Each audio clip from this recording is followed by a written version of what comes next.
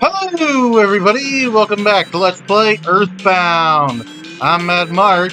In the last episode, we cleared the mine of monsters for the miners so they could dig for buried gold. In this episode, we're going back to Fourside, hopefully with something to get the Runaway Five out of debt. And once we get the Runaway Five out of debt, we'll see where we go from there. This is actually going to be a post-commentary recording because I tried recording this episode 3 times, this being the 3rd time, and, yeah. I'd rather not discuss it further than that. But anyway, we got the diamond from George Montague, so let's, take it and see if we can use it to pay the Runaway Five's debt. In case you're wondering what that beeping sound is, it's a chicken. Why a chicken is making a beeping sound, I'm not entirely sure.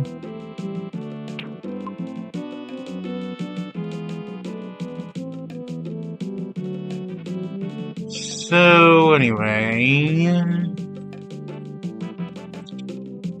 yeah, this episode is probably just going to be a straight run through Runaway Five's last show, and then whatever comes after it. I don't want to spoil it within the same episode. That's what an asshole does. Anyway, if we go over here, we can talk to her again. She'll reiterate that the band owes her $1 million. But apparently we have a diamond that's worth that much.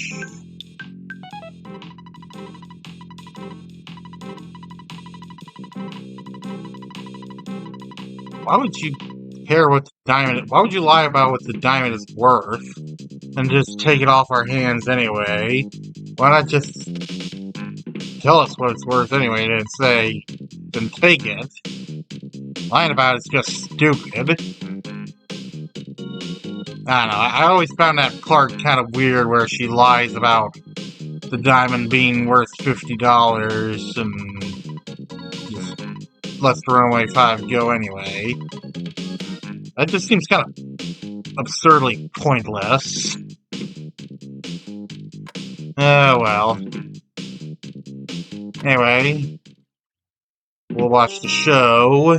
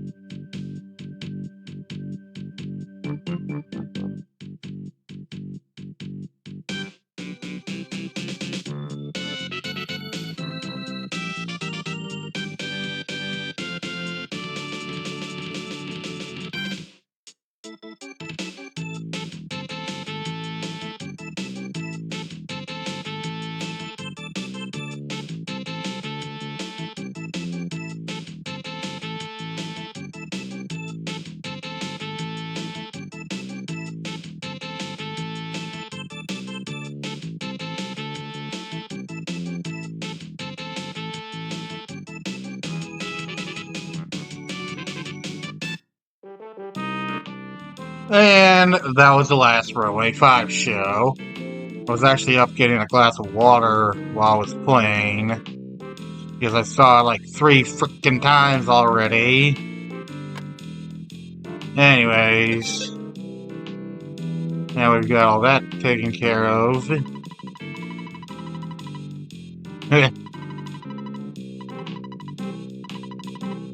Poor you. Oh, hi yourself.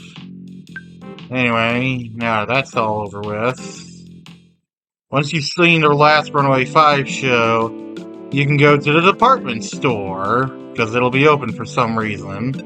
Because previously it was closed, with some guy saying Gwarg. Anyway, here,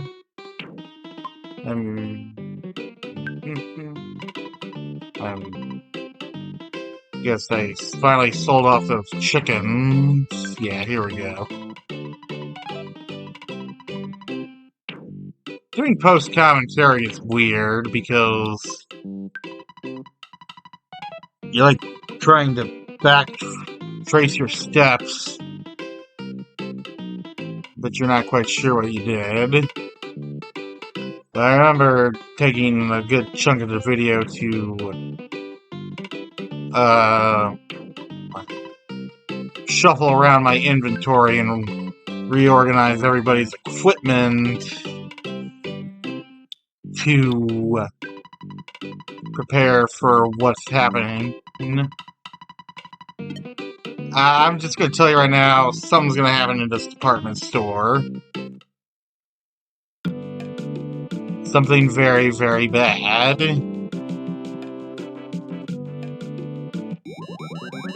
And that's very rude, having your back turned to the Escargot Express guy.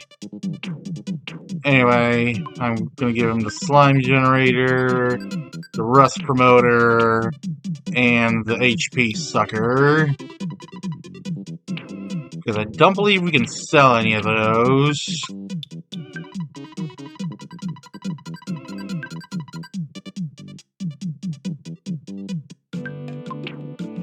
Then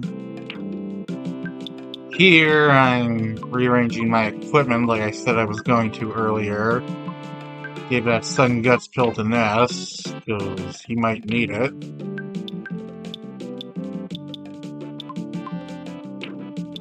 Then I have Paul put on some lesser equipment.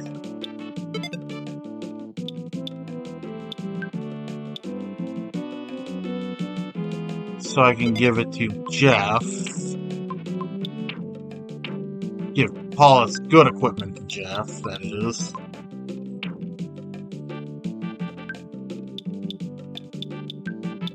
Any day now, myself. I'm like looking at this and almost mentally screaming, "Are you going so slow?" But, you know, I gotta be patient with myself. And if you're not gonna be patient with yourself, how are you gonna be patient with anybody else? Ah, here we go. I finally get on with it.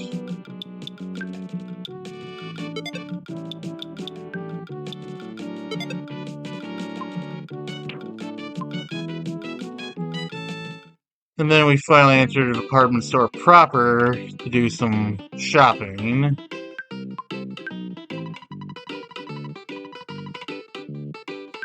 Yay.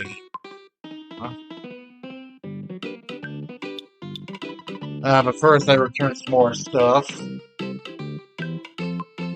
And I believe I just returned a silver bracelet and a coin of slumber.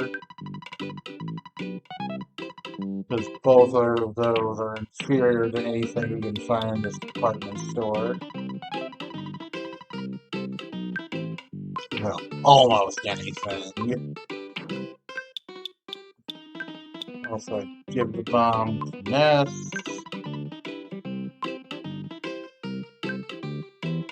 I withdraw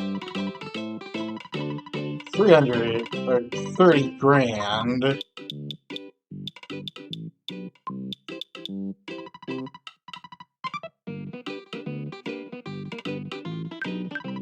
And I call Mom real quick to make sure there's no chance of me getting homesick in the next little bit. I think you can only unless you read those picture postcards, I believe you can only get homesick in combat.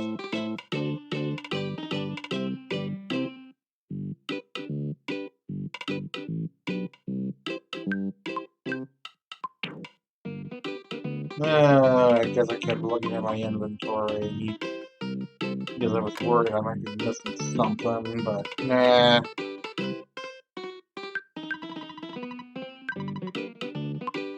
So we buy a new weapon, Jeff. Hyper Beam, unlike Pokemon's Hyper Beam, it won't cause you to lose a turn after using it.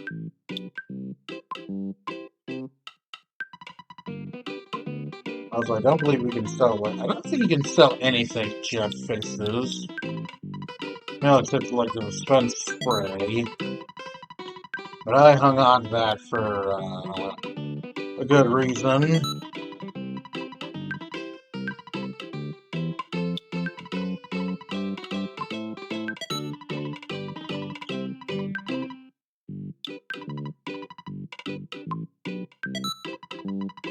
Yeah, now you gotta sit through me buying 6 bottle rockets for Jeff.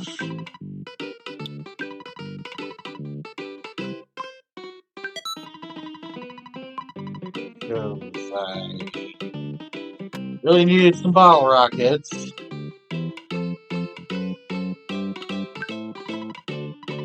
Yeah, maybe. Where is your hometown? Not that I care, really.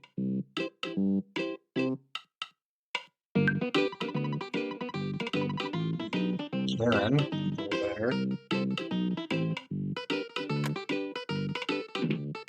You know, Karens, brew-ass white women, very entitled women. I don't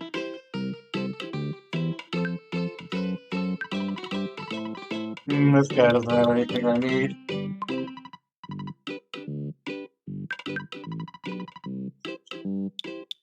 Chef's fry pan. Yeah, just upgrade Paula's weapon for kicks. And your other bracelet.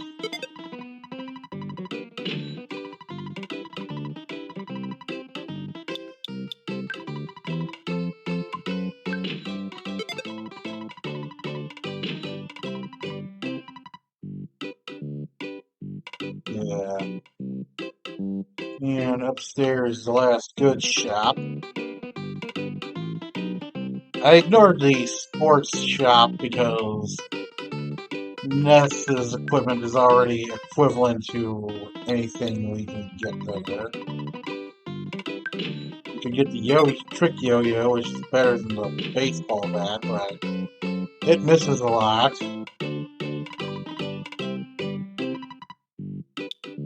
I'll get a teddy bear for Jeff.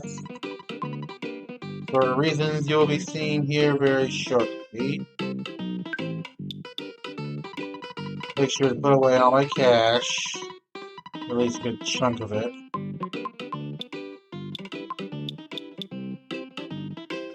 I think there's people firing off fireworks outside.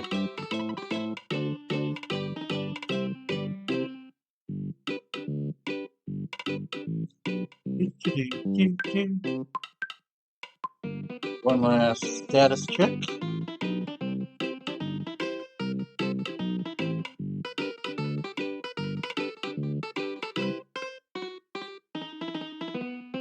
And one last call to Mom and Dad.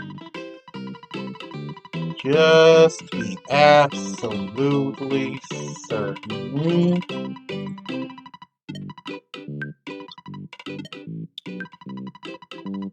Oh, I was having quite a bit of rough times, honestly, Mom. But anyway, once we tried to leave the department store, yeah, that happens. That's why I gave Paula the laser gun, so it wouldn't clog up Jeff's inventory while she was away. Probably could have gave it to the Escargot Express, but I didn't feel like calling them twice. let alone more. So, this dungeon, if you can call it that, is full of enemies that are extremely powerful. Like this guy, the Musica. He can do an electrical shock attack, and he can play a haunting melody to put you to sleep. And with that away, we move on to the next new enemy, the Scalding Coffee Cup. This guy can spill hot espresso all over your party. I believe that's the only thing he does. So you might want to watch out for him. And then you get another message saying that apparently the spook has Paula. Yeah, the spook that kidnapped her. Anyway, those are just old enemies. Here we have the worst of the lot of enemies of this dungeon, the Mystical Record. What makes them so bad? Well, they can charge forward, which does at least 100 damage. Oh, I hate these things with a flaming passion. Just the absurd amounts of damage they can do in one fell swoop. Makes them infuriating to deal with. Also, there's quite a few splices in this episode. I apologize, because admittedly I started resorting to using save states just to get through this session.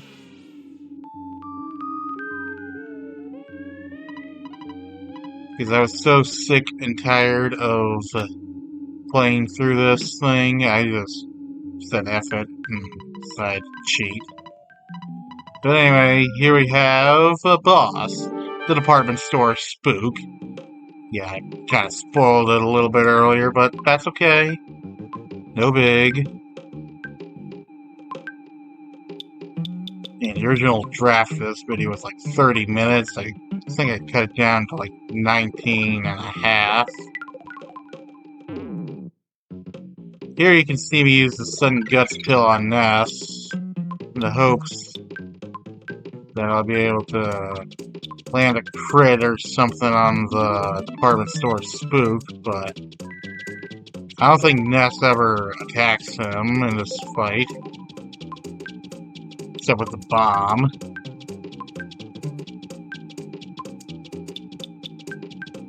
I just shoot him with a couple bottle rockets, and that's all she wrote. Watch, here comes the second bottle rocket. Also, if you notice, Jeff's HP is a little higher. He leveled up for one of the fights.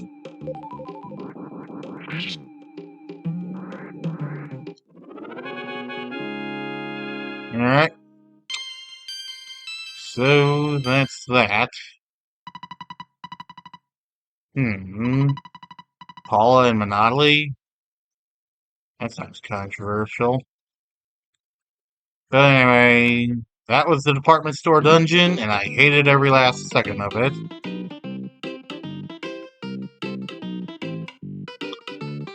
So, in the next episode,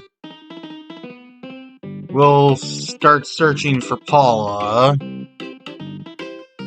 If I recall correctly, a few episodes ago, before we started taking on the Guardian Diggers, there was a cafe where Monopoly supposedly frequented. Or they said they could never frequent it. Anyway, we'll check out that cafe and see if there's anything interesting. Alright, see you guys then.